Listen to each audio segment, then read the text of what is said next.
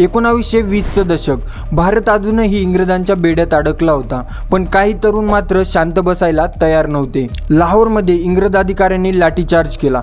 या लाठीचार्जमध्ये लाला लजपत राय जखमी झाले व त्यामुळे काही दिवसांनी त्यांचा मृत्यू झाला. आणि तेव्हा या तरुणांनी शपथ घेतली, या अन्यायाचा बदला घेतल्याशिवाय आम्ही शांत बसणार नाही. आणि काही दिवसांनी त्या तरुणांनी एका मोठ्या इंग्रज अधिकाऱ्याला गोळ्या घालून ठार मारलं आणि त्यानंतर संपूर्ण ब्रिटिश सरकार हादरलं. पण एवढ्यावरच त्यांचं मन शांत झालं नाही.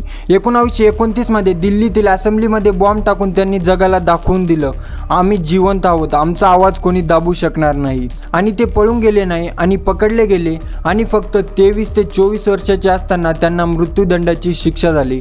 23 मार्च 1931 साली लाहोरच्या तुरुंगात फाशीच्या दोरखंडावर चढताना ओरडत होते, इन्कलाब जिंदाबाद, इन्कलाब जिंदाबाद. आणि त्या दिवशी ते 3 तरुण अमर झाले. आजही त्यांची नावे उच्चारली की छाती अभिमानाने फुलते. आणि ते तरुण होते भगतसिंग, राजगुरू आणि सुखदेव.